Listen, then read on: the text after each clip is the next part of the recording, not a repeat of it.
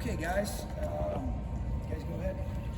What was your philosophy over the years for week one and getting started with football? You know, I would say, Maria, it's just kind of a yearly thing. I think, you want to try to be able to do what's best for each team. You certainly use your accumulated experiences to apply, whether it be mistakes or things that we've done well. But, more than anything, I think everybody's just excited to be able to get going and we'll play the best of our ability. Will everyone practice today? Yep. How's Josiah Stewart? He's good. Yeah, he's fully cleared. It was good to be able to get him out there last week, Greg, and so he's doing great.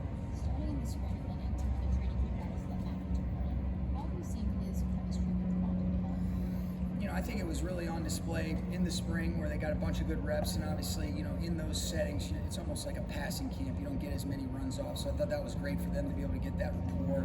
And then since Matthew's been back out here, I mean, these guys, they see the game through a very similar lens, Sarah, and so it's been awesome, and that was kind of the goal in mind, and it'd be exciting to see those guys, bring it to life against a great challenge and a great defense on Sunday.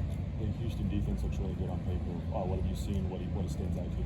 Yeah, they're good on paper and they're good on tape. So it's, D'Amico's a guy that I've always had a ton of respect for, but, there's a very clear-cut philosophy. They've got the personnel to match how they want to be able to play with the way that their front rolls off the football. They've got dominant players on the second and third levels. They've got elite players on the outside. Obviously, Stingley gets much-deserved recognition, and I think last year is an excellent corner opposite him. Petrie's as good of a nickel as there is in terms of the physicality, and then when they get into their base defense, he can play safety, and obviously their edge guys get it deservingly so a bunch of recognition, and and they have a full rotation of guys inside and outside that we got to be ready to go for. So it's a great defense.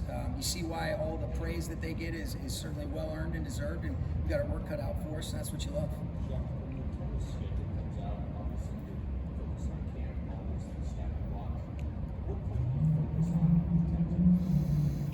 Usually a couple weeks out. I mean, I think the thing you don't want to do is feel like you're preparing for the opener, and we're preparing for the season as a whole. What do we do foundationally? How do we shape each other offensively and defensively in these practices, in some of the joint practice settings? What I don't think you want to do is feel like you're practicing for a team where there's inevitably some unscouted looks, where you want to feel like you're practicing against, each other long enough, but you don't want to feel like you're preparing for the Texans forever. So usually get a bonus Monday, and that's what we used, and here we are on our normal Wednesday. You talked about kind of years past. In years past, every year you don't have the film, what they're doing different. Did you notice that? Oh, we didn't expect that, or is it? Well, I think that's inevitable, and I think coaches, do a good job, but you want to be able to play rules ball. I think you want to be careful not to chase ghosts, especially early on in the season when there's continuity on certain phases, and then they've got, a new offensive coordinator that we've obviously talked about, but it still is about, playing, to our best strengths. What do we do best? What's our philosophy? And then how do we specialize that given the fact that, you're going against their personnel, their schemes that might alter a little bit, but there still are some foundational things that we're always going to want to be able to get off in all three phases. Sean, you've talked a lot in the past about Kyron's energy and how big of an impact it's made. Now that he's a captain, how has that impacted his energy? Well, I think he's been consistent. That's the good thing, and I think he's earned that respect. I think everything, when you're leading, and we've got so many capable leaders on our team, I think the first thing is it resonates if it's authentic. And then do you really, do you model the way? I think seen is better than said. He's got this authentic energy that's always been consistent with who he is. It uplifts everybody. He's got a mental and a physical toughness that he plays with. So you've heard me talk about he epitomizes, and as do a lot of our guys in our locker room, what we're looking for in Rams. I thought it was cool that he got recognized by his teammates, and I think he's just continued to mature into the best version of himself while still maintaining, the authenticity to who he is and who he's always been, going back to watching him at Notre Dame, and I'm sure when he was playing Little League ball in St. Louis. You speak about maturing and evolving. This is year 9. Yeah. I don't know if I've matured at all. Does this year feel to you? Yeah. I think, here's what I would say. I think going into year 9, you have a lot of things that you can look back on, and that's, there's some good experiences, and then there's been some ones that you want to make sure that you learn from. But what I'm continually reminded of is it's all about people. Surrounding yourself with people that you want to do right by, whether that's your players, your coaches. I think you try to learn from your mistakes and be honest, and make sure you're surrounded by truth tellers as well. People that'll tell you, hey, what you need to hear, not what you want to hear.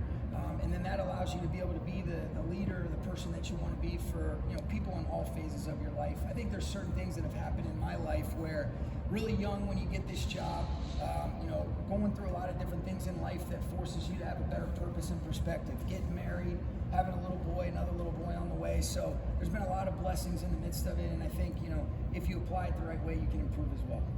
Getting Stafford back with Devontae being new, what's the balance for you between just trusting two veterans who've adjusted to new teammates throughout the years and also just letting the chemistry grow? Yeah, it's a great question. I think you want to try to accumulate as many reps as possible. You always want to make sure, I think the best teams are the ones that have player ownership and autonomy, and these guys have earned the right to be able to have that. There still is a structure at which we want to be able to operate, to be able to play 11 as one, but there's a beauty in what these guys can do. And so I think that's been earned by those guys, but the more reps that we can accumulate, the more that they can get on the same page, especially with some of the things where the picture changes and it might alter what you're going to do from an offensive perspective. It's so valuable for us. But the better we are, the better our players are, and that's the biggest thing is those guys having that ownership.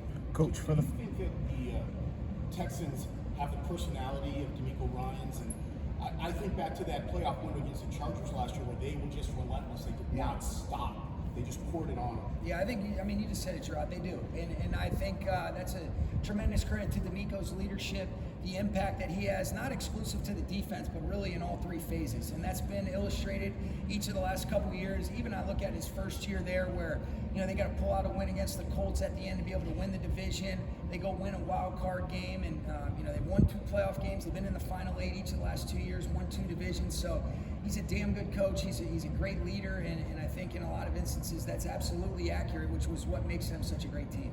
Coach, for the first time in his career, C.J. Stroud is expected to be able to make audibles and changes to protect the line of scrimmage. How does that impact you tactically? Well, I'm not exactly familiar with what they were doing in those first couple years. I know he looked pretty damn good, and he looked like he had real clarity and an ownership of what they were trying to get done. I'll see if I can call Kaylee and see which audibles that he's going to give him for this game so that we can be ready. But, I think that's just the natural progression for any of these quarterbacks.